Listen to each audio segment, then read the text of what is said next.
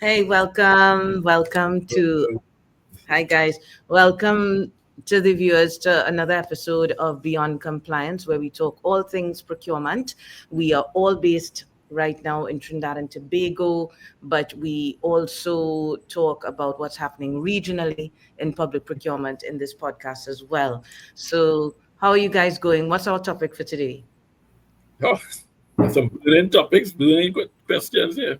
A burning question Yeah, today. yeah, yeah, yeah. This is for the PDAC. The PDAC. Right, because we've been getting a lot of questions. Yes. We want to thank those of you who've been sending in questions to us. Mhm. And in our work, we also get questions. So let me hear what it is you want to discuss today, Vaughn. Well, I mean, to PDAC or not to PDAC, that is the number one question, the burning question. What is for And me, is it an option? Is it an option? is an option? What are the requirements? What are the rules and functions? How do we navigate, the space with this new feature? Coming from experiencing like a tenders committee in the past, what is different? What is changed? What is the requirements? I think that's important in moving forward, especially from the NPO standpoint. You know, what do What are you the kind of problems? What are the kind of problems you've been experiencing, with this PDAC? And I for was those who don't know, I mean, Mhm. we say in PDAC, Yeah. Procurement Disposal and Advisory The Committee, which is committee, yes. creature of statute under the Public Procurement and Disposal of Property Act 2015 as amended in Trinidad and Tobago. Very good. Yeah. Yes. Yeah. So maybe we should talk a little bit about what it is first. So maybe Tricia, you could explain to the viewers Hmm. what this PDAC is, where it came from, Hmm. and Vaughan, then you could probably talk about what problems, if any, we've been Yeah. experiencing with this PDAC. Definitely And questions that we've been getting around this PDAC. around it. Yeah. Because we really want to serve you, the procurement officer, the accounting officer, the public procurement professionals who are involved in implementing and on a day-to-day Mhm. implementing this new public procurement regime. Yeah, And Yes, also the PDAC members. And it's important for for us to sure, reach them also. for sure, yes, for sure. yes. So, quick disclosure: I was at some point a PDAC member myself, so I have been in the Didn't hot seat chair of. it too? Yeah. Weren't you a chair? Yes, yes, I was a chair, and Mhm. well, I won't say unfortunately, but yes, it's Yes. something that you don't choose. Yeah. Unfortunately, you don't choose whether you get to be a chair. Your Mhm. role is designated by the Public Procurement Regulations 2021 Procurement Methods and Procedures. Right. So this PDAC was created by the regulations of 2021. And Mhm. of course, it identifies the members, which Mhm. is CorpSec, head of finance, subject matter expert, any other members as may be necessary. Mhm. And in the event that you have any conflicts of interest, because of course we had a system where we would have declared conflicts of interest at the beginning before we even started the procurement, we would declare our conflict of interest. If Right. there's any need to remove a sitting member of the PDAC and replace them with someone else who has no conflict of interest, you can of course source persons from another public body in that event, and that is all contained within the regulations. But I mean, I note that Vaughan is phrasing it very Shakespearean, like Yes. to PDAC or not to PDAC. Yeah. And he notes it's in the legislation and things like that, and whether it's an option. But once you cross that 1 million threshold, Mhm. I believe that you have no option because you have the situation where the procuring entity shall establish a PDAC of these members, and then there seems to be some sort of gray area in the law where anything after a million, whether it should be subject to PDAC or not, because PDAC originally was supposed to be high value, high risk, as Mhm. far as I recall, but then it became anything where people want to cover their bases. Yeah. So they want to ensure they have this two-tiered system of evaluation just to make sure that they themselves are safe going forward.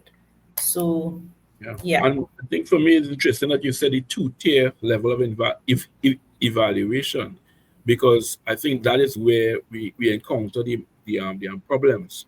The PDAC role and function is not to evaluate um, what has been evaluated, but it's to ensure that the process has been followed in accordance with the legislation. And what we find happening now is that when you present to your PDAC, these are the questions that keep coming up. Why you select this particular supplier?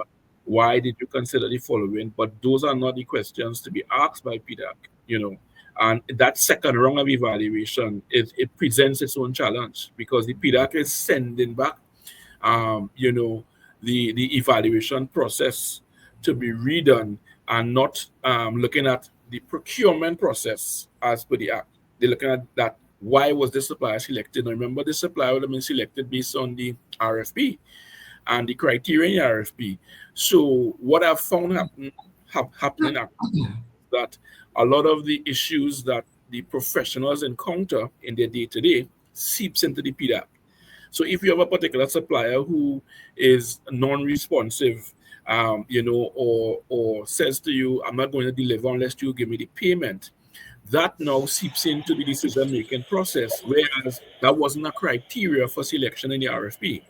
And if we're not doing our work with regards to supplier management and performance delivery and actually blacklisting people, then when it comes to a particular supplier who you may have problems with in the finance area or in the legal area or the subject matter expert, you cannot use the powers of the PDAC to deny that process from moving forward, because it wasn't the RFP. Now, I think that discretion lies with the accounting officer, who has that role now to say, well, notwithstanding what the evaluation committee has recommended, I will go, obviously with proper information and data and documentation, I will go contrary to same, but it's not the PDAC.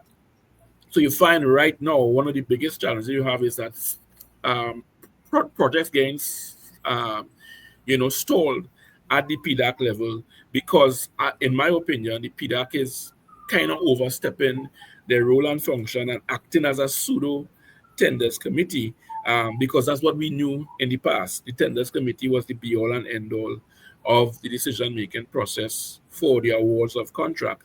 And once that has been removed, people automatically assume that the PDAC becomes now that person. But I think you guys will help me out with regards to the legislation as to what is clear with regards to the rules and function of the PDAC and even the tenders committee from a comparison standpoint.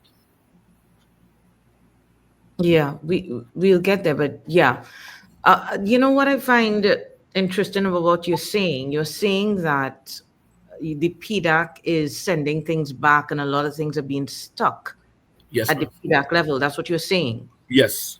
But when I look at the regulations in terms, and I've considered it and I've given advice on this as well, I am not seeing anywhere in the regulations, and we'll go through it a little bit for those who are watching along with us. I've pulled it up on the screen. Part 9 of the regulations that Tricia cited at Regulation 21 establishes the PDAC. But when I look at the role and function of the PDAC under 21.5, 7, 6, 7, 8, and 9, when you look at closely, you are not seeing any power vested in this Procurement Disposal Advisory Committee to abort a procurement process, to instruct the termination of a process, or to instruct a reward, an award. What you find, the language of the regulations, we do this when we're training, right, guys? The three of us, we've done this. We're showing that it's basically review, report, recommend. Right. Review, report, recommend. Nowhere in the regulations does it say that the PDAC shall instruct, or can instruct, or shall direct, or can direct. It is merely a recommendation. So the PDAC cannot be construed as stepping into the procurement process that has been statutorily established. Right. In that sense, they are recommending. You follow? The person with the authority to make a decision would be the accounting officer, right? Under the advice of the PDAC and the named procurement officer. So let's look at the language to see if what we're thinking is correct. Right. 5 says the committee shall review reports, recommendations for contract award and procurement proceedings and procurement disposal files to determine adherence to the act and the regulations, adherence to the handbook and guidelines, adherence to the approved procurement disposal strategy, and the achievement of the objects of the act. Right? Where the committee is of the opinion that there is not adherence or achievement as set out in sub-regulation 5, it shall recommend the appropriate action to the procurement officer with a written explanation providing reason for its decision. Recommend, not direct, not instruct. The committee, 7, the committee shall cause the written explanation to be forwarded to the accounting officer for noting. 8, where there's an agreement, the committee shall give the accounting officer a written recommendation, which must be accompanied by the procurement proceedings file and property disposal file. Members, and as Tricia was talking about earlier, members should disclose their interests. So guys, based on that language, I mean, I would tend to agree with what Vaughn is saying. What you say, Tricia? Well, when I was chairperson, I call myself chairman. I'm neither here nor there about it, right? But I remember another person, he wasn't chairman, but he was also in a state enterprise. He was PDAC. And he was telling me that, well, as chairman, if you see any things like practices, like you think that certain suppliers are getting all the awards, you have to do something. And I was like, how do I know that certain suppliers are getting all the awards? Yeah. I have to see every single thing to know that certain suppliers are getting all the awards. And I can't, because PDAC, that would have been my first interaction. And I believe his first interaction, unless he had hearsay information from before, because before it was everyone's tenders committee, right? Everyone had a tenders committee. The board was making all the high value awards. But PDAC started 2023, April 2023, more or less. And by September, October 2023, I was hearing that I need to know if certain suppliers are getting all the awards, which is of 1 or 2 months, most people, 1 or 2 months of work. So maybe certain suppliers were getting all the awards for a legitimate reason. Right. As opposed to the reason that was running through. Yes, suspicion of corruption. Yeah. So I do know people believe that the PDAC has this sort of power, sort of rule, to save the procurement in the entity. Yeah. But you have a role that is defined by statute. Excellent. So you have to look at that, because this is what you are protected for. Like in terms of your role and your functions, you get a letter saying that you are a member of the PDAC. This is your role, and most people just recite the parts of the statute that apply. Once you go past that, you are acting on your own. You are putting yourself into possible personal liability if you are letting other things affect you, because unless you show that your company, your CEO, your board instructed you to act in that way, who is going to stand with you when you are making decisions outside of this legislative realm? I don't know. But would you say that, looking at the frequency with which particular suppliers are getting contracts is outside of the statutory rule of the PDAC, having regard to the fact of what we just read, that PDAC is responsible for adherence to the Act, the regulations, the handbooks, and the guidelines, which speak to fairness and quality of opportunity for the Yes. suppliers, equity, and all of that. You know, I'm just throwing that out. I'm not Right. at all. I'm not. We having a discussion here, but the Yeah. point I want to make about this is this: you all have been on the inside, and you all have worked on the inside of the PDAC. I am an advisor on the outside. One of the things that I was surprised by when I was advising public sector entities, and I'm going into them and saying, okay, well, what did your PDAC say about this? Oh, well, our PDAC doesn't sit regularly. We just, when there's a procurement, then our PDAC will come together and we will put it together and we will do it for that, you know? So, Yeah. so that's a question I want to throw out to you all. Is that how the PDAC operates in public sector companies, that it's not a committee that sits, like, let's say every month, where Right. you're going through things, you're doing overview, you're not just looking at a specific procurement transaction for approval, but is there a general mandate to have meetings and look at the overview of the procurement in the organization and the adherence to the act and the procedures and all of that? I think in principle that should be there, but the actual practice is that It's you not only there. meet it only meet for an award of the contract. And you see, if you follow what you're stating, it makes them better informed PDAC. Because remember, you're meeting now minus the pressures of an award, and you're now looking at the procurement strategies, the documentation, even the same supplier. Because remember, what we see coming is that you end up penalizing a supplier who has ticked all the boxes in a tendering exercise based on what you have required.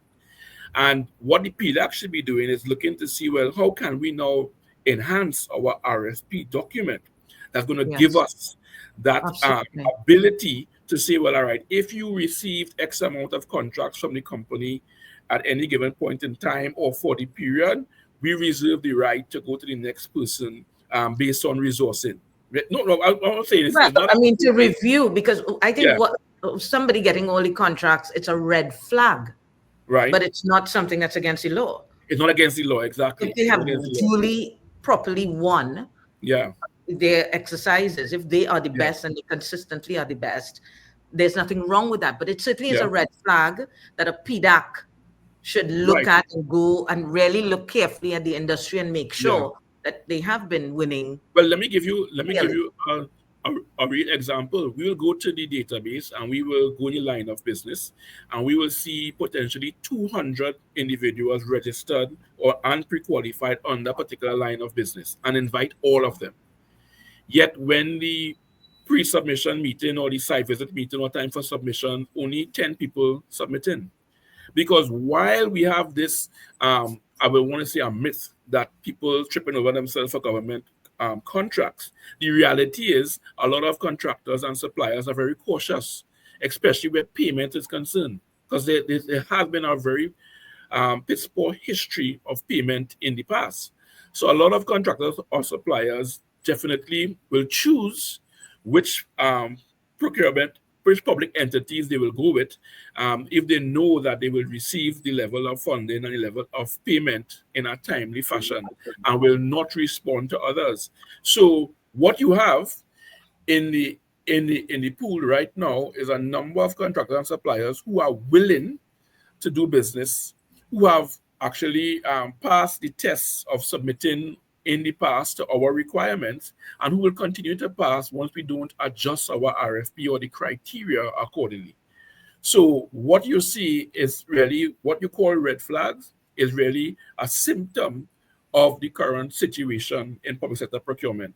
There are very few suppliers who are willing to come in and wait 100, 300, 400 and something days for payment. That is the reality. Yeah. Yeah, and for me, I would be hesitant to be the person crying wolf with regards to a single supplier, because like I say, to me, I think it is a question of the system. And Yeah. unless you have an overview of the system, all you could say is that, well, we note that out of the past 15 contracts, this person won 8. And sometimes it's not that the person is winning all 15 of the contracts Mhm. you have reviewed. it's that they've won 6 or 7, but people are already anxious and Yeah. they want to know what's happening. But unless you know from the get-go what is happening, who are the players in the system, who is interested, you really are not at a state where you can say that this is what you think it is, which is bid rigging or collusion or any of those things. And even in the legislation, bid rigging and collusion has very definite meanings. And there is this part of the law where they say that you have to be careful when you are making complaints like this. Because if it is found that if it is frivolous or vexatious, then this is your issue. It becomes your issue. It's not something that you will just be like, oh, sorry. It becomes your issue. And the second thing, with regards to the suppliers, with regards to the PDAC, I know when we read out the regulations, it said that the PDAC's role is to review the adherence to laws. And PDACs meet regularly, PDACs meet intermittently. I think it depends on the entity itself, what their needs are. But to me, there needs to be coherence or cohesion, more likely cohesion, in the procurement function, which includes the PDAC. And sometimes the PDAC is, I hate to say this one, but sometimes the PDAC is ignored, because I was in a situation where the procurement procedure had changed, but no one told the PDAC. Right. And we were just faced with something new, like in front of us the same day. And of course, you can only do your role under the law if you are informed. Right. So I think it is the role of procurement and the accounting officer to not just keep the PDAC informed, but also offer the PDAC opportunities to learn and to understand the system, and not just one time. You have to do it consistently throughout the year if you have made changes. If you are proposing to make changes, a good procurement function should explain to all players in the system, this is our annual schedule, this is our annual report, this is what we picked up. Everyone should have the ability, including the PDAC, to put forward what they have seen. And one thing we would do lessons learned. We would always do lessons learned. But I mean, that is just writing something in a report. It's something that I think persons should be more engaged in. Right. I think to support that, I mean, definitely the regular meetings, you meet whether you have an award or not, but there's an agenda in there that speaks to learnings and collaboration where, I mean, if I have the opportunity to be on the side of the NPO in your situation, the procurement strategy will have changed for a particular reason. And what should happen is that we should all have an agreement, both PDAC and myself, that I could submit that change outside of a meeting so you are aware, right? So when it comes before you, you're not caught, with, okay, why does this differ from what we discussed overall? And I think that is important for us to have these regular meetings where we are not pressured by having an award, because what has been happening now is that everything it's in PDAC, it's taking PDAC, and the PDAC now is feeling pressured to now make an award because they are being blamed at whatever level that projects are not moving. And if you only meet to award, you can't develop your lessons learned, you can't identify what your strategy, you can't even communicate properly. Yeah. I want to say this. I think what we've kind of come up with here is actually a beyond the compliance criteria. Yeah. That we a PC plus, as we call it. Yeah. A PC plus criteria we're coming up with here, that yes, the act does not, or the regulations, the act regulations, handbook guideline, they do not specify how the PDAC should fulfill its obligation under the act. How should they do it? And I think public sector bodies should really, if the PDAC is to serve its purpose, if it's we PDACing or not PDACing, if we are PDACing, if it is to serve its purpose under the Act, then it cannot just meet in an ad hoc way only when a procurement is coming to it. It must do some level of work in terms of ensuring that the policies of the procurement policy of the organization is well understood by all stakeholders within the organization. It is the PDAC's responsibility for adherence, so that proper systems in place for informing them of when changes are taking place, systems in place so that they can identify red flags in the process. And then what do they do? What kind of recommendations and reports will they make, for changing the system or redefining the systems when they are able to unearth things. I mean, the PDAC possibly could be, a very robust organization, right, in sub-organization within public sector organizations. Mm-hmm.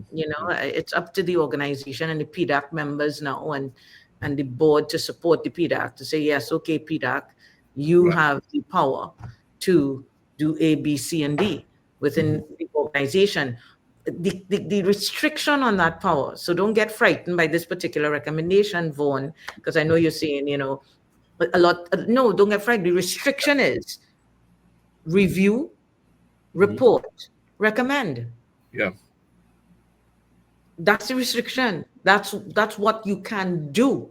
Mm-hmm. You have a purpose, right? Within that purpose, we need to figure out how can you build the skill set, the competency, the systems within the PDAC to really be able to fulfill its purpose.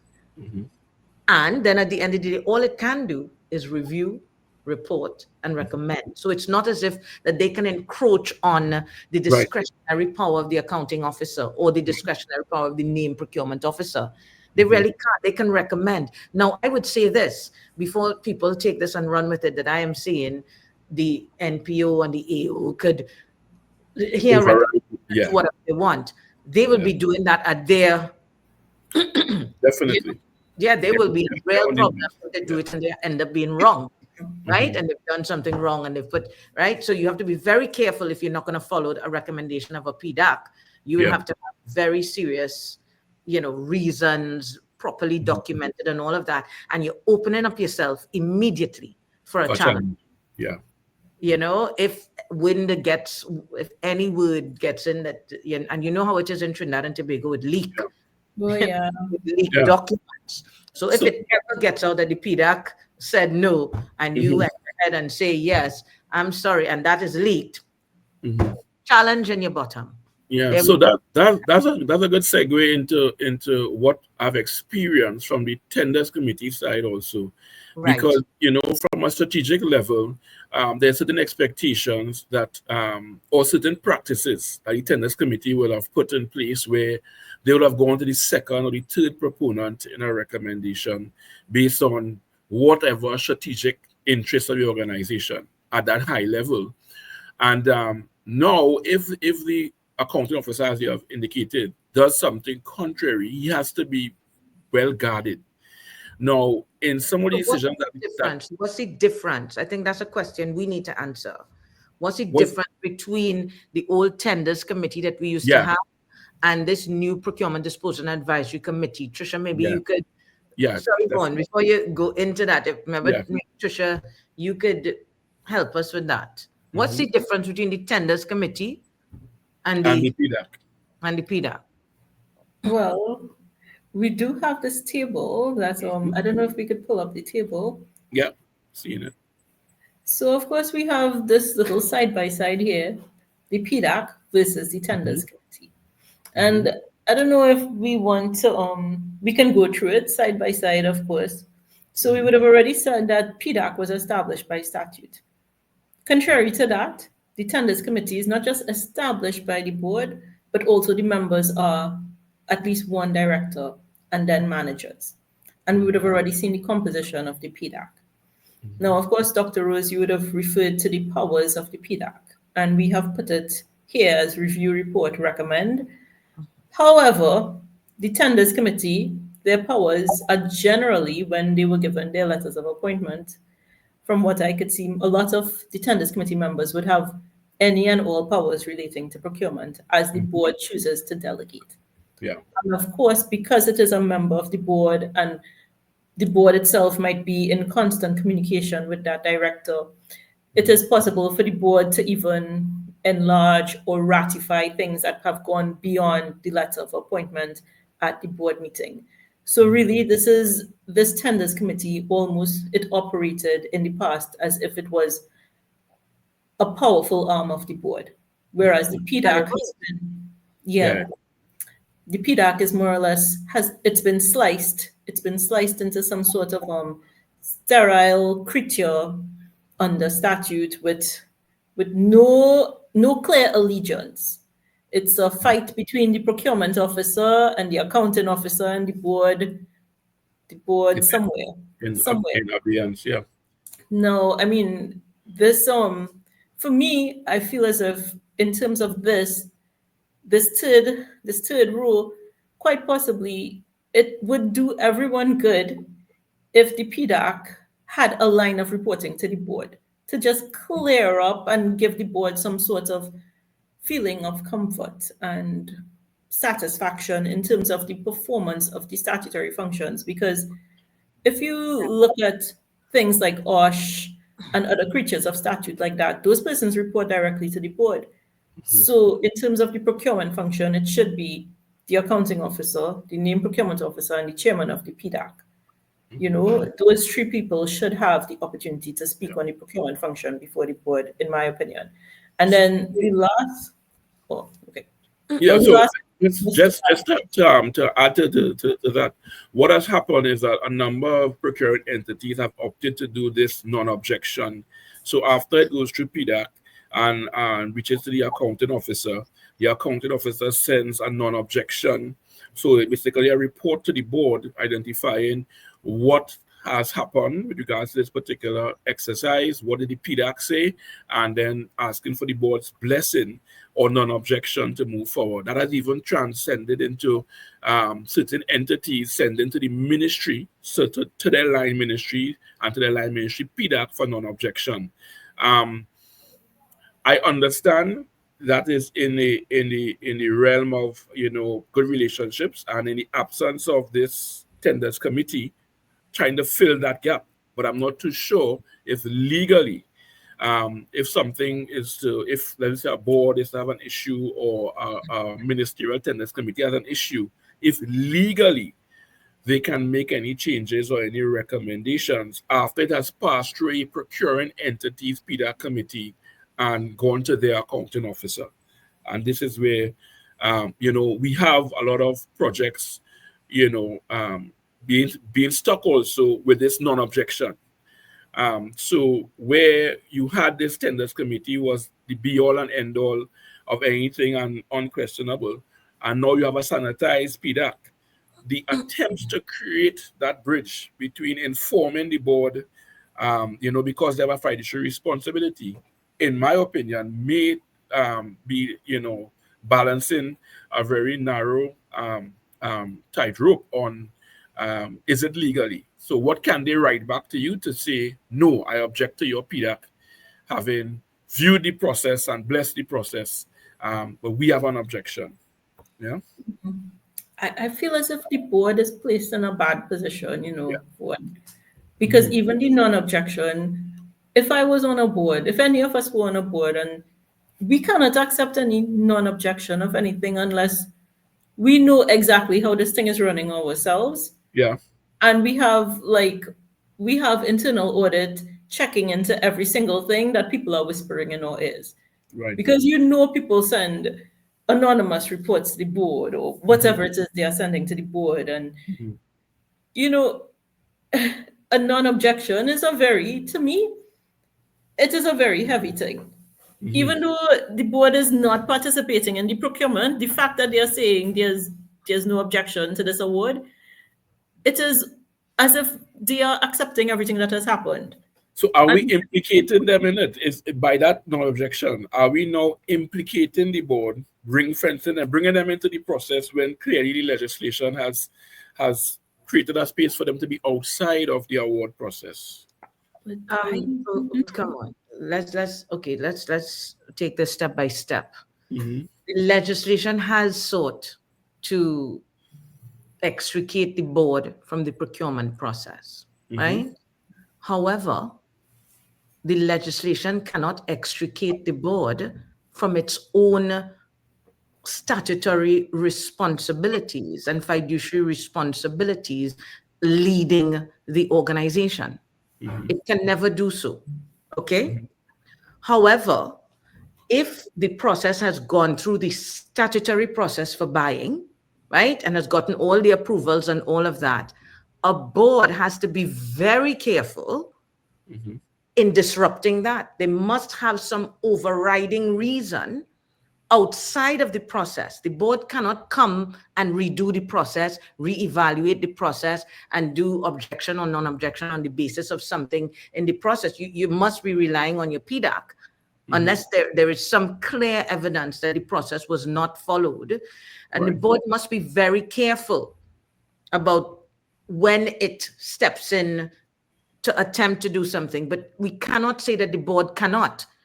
Okay, but it's about defining when a board can. So I would think budgetary issues, that's an area where the board has, responsibility. But then there's also the accounting officer who is, under the Exchequer Audit Act will have responsible for the budgeting and the finances of the organization. But the AO reports to the board at the end of the day. So if there's no money to do the procurement, what does the board do? Right? That's the question. The board must have some residual power. Must have some residual power. Not to go into the process if your PDAC has approved the process, if your AO is saying yes, if your NPO is saying yes, everything has been followed, it would be perverse of a board to disrupt that process. They ought to just go through very much like to see have all the boxes been ticked when it comes to us. And if all the boxes have been ticked,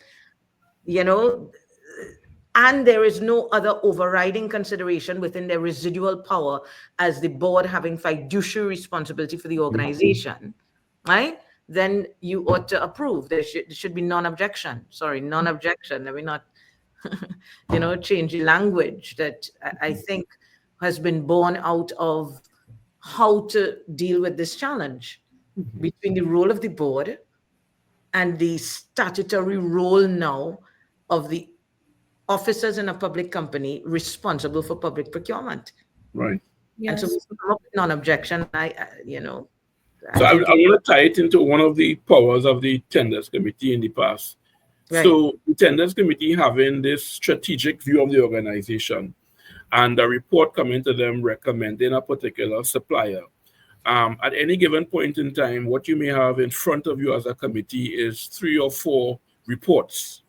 And in those 3 or 4 reports, remember, there may be the same supplier that is being recommended in the 3 or 4 reports that are currently in front of the committee or reports that recently came in front of the committee. And one of the powers that the Tenders Committee was bestowed with is that they can now decide from a resourcing standpoint or from a potential risk standpoint, because we have 4 tenders in front of us now, and it's going to be recommended with the top ranked proponent. The Tenders Committee would have believed that there may be a potential resource issue, and they will make a decision to award either 3 or 2 or 1 to the potential individual and go to the second or third ranked person. And once that was stated, then they were allowed to proceed with that combination of, award in light of the potential risk to the organization. So they took the results of the evaluation with all of the criteria, but they had the opportunity, what was the best interest for the organization in light of resource issues or potential risks or potential financial issues based on the information at hand. So that was one of the powers the Tenders Committee had that is not present now with the PDAC. Correct. And even with the accounting officer, he has to be very careful because there's no space for challenge. Yeah. And in the challenge, an individual is going to say, but you never said in your RFP document, if you get more than one contract award, we'll go to the second person. Your RFP document was clear, your criteria was clear. I presented myself and I attained the top points. I'm the top ranked person. You have no basis not to select me, from a RFP standpoint, from a fairness standpoint, from a transparency standpoint. So that power that the tenders committee had that, was used in the interest of the organization is no longer there. But from a value standpoint to the organization, the risk is still there. The risk has not been removed. Remember, a lot of these contractors or suppliers will send in multiple tenders, and only when they know what they are going to be awarded, then they do a rationalization and or look to subcontract. But from the organization standpoint, the ability at a strategic level to make a decision and be protected, because in the case of the tenders committee, that was a body of people who made a decision. In the space of the accounting officer now, is one individual making a decision by themselves. Yes, it'll be informed. Yes, it'll be documented. But I think the challenge, a lot of the accounting officers will want to lean on the side of caution and not make a decision contrary to what has been recommended and what has been passed through from the PDAC. So we have a gap. Well, which could be filled. I mean, to me, you're making the case.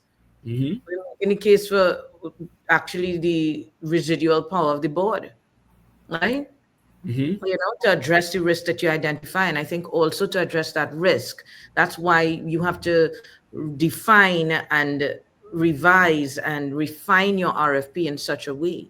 Right. Give the organization the power to make the kind of decision and to address the kind of risk that you just spoke about. Mm-hmm. So it's about how we can get more and more sophisticated with that RFP document, with the terms, to build in, design into the process, that risk management. So let me just ask a question. I mean, part and parcel, you guys will, in the inception of the creation of the act and the contribution to the regulations, and from a legal standpoint. No. We were not involved contributing in any way to the regulations. Right. All right. I was long before, when we were agitating for law. Right. Yeah. 2003, 2004, 2005, 2006. You understand?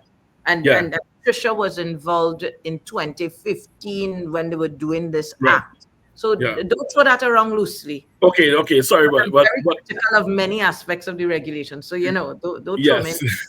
Okay. Okay. So, but in somewhere along the line, this decision to remove the board from the award of contracts, it is a challenge because, boards are appointed and they have a role and function, and some of them are established as per the Companies Act. And what you have now is another piece of legislation coming and removing their roles and function. And,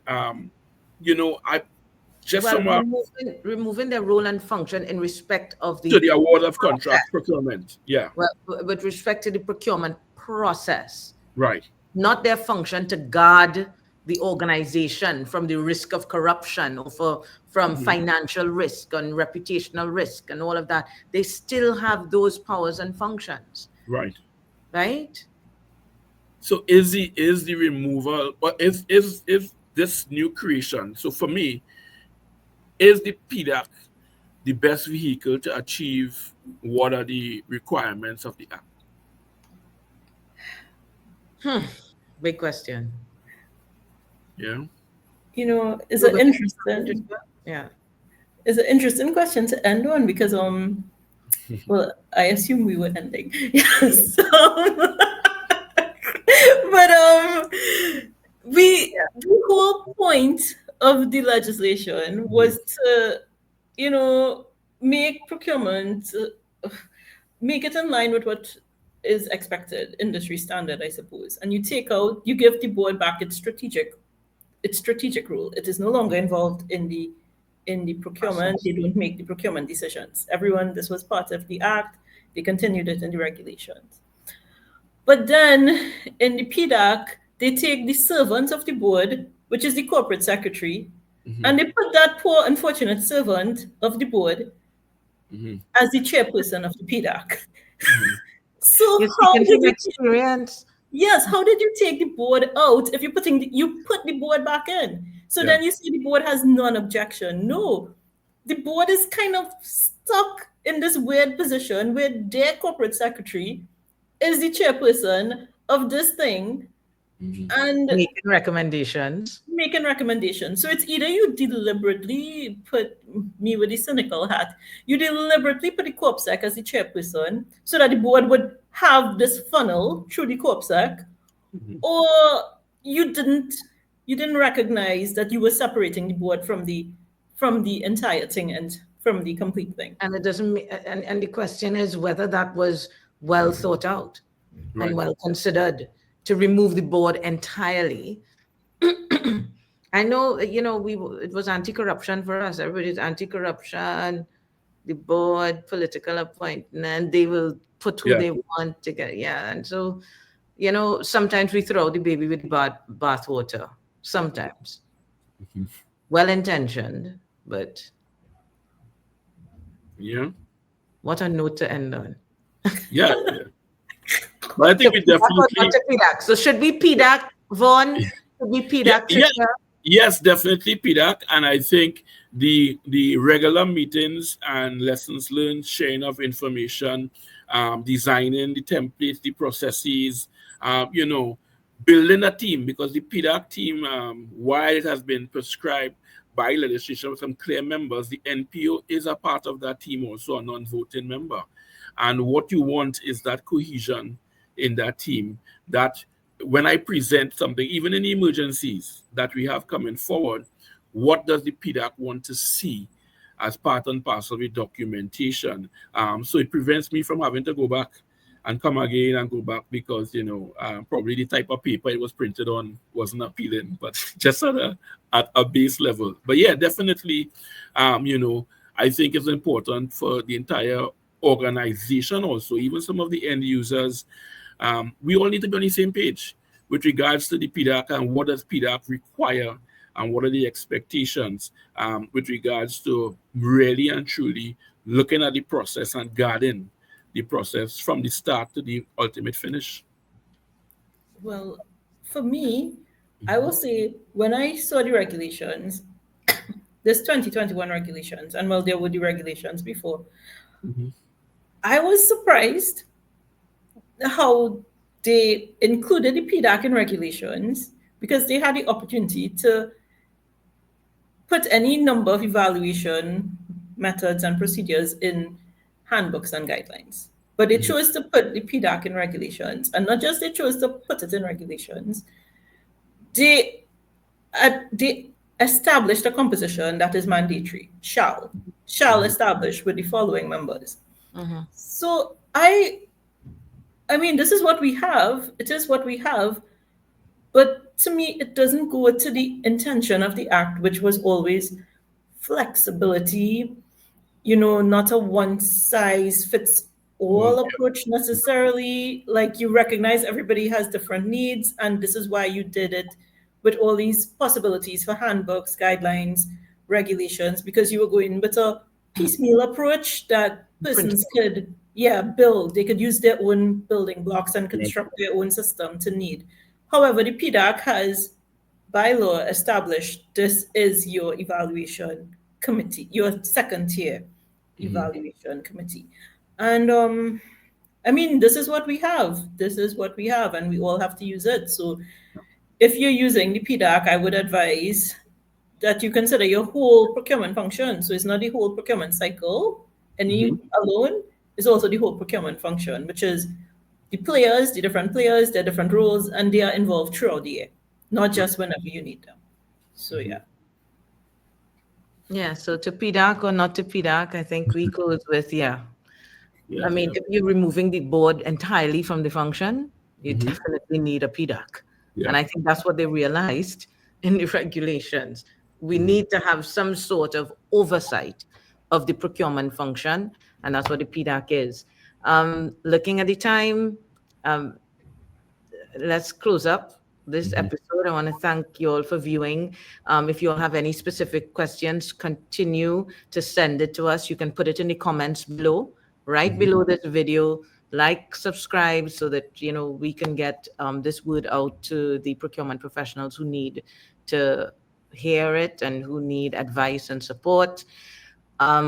Yeah, so we are PC Plus. We want to thank you for viewing. We are here to help you to Simplify the rules. call that trust. And buy better. Yeah. Bye, guys. Till next week. Okay. Thank you. Bye bye.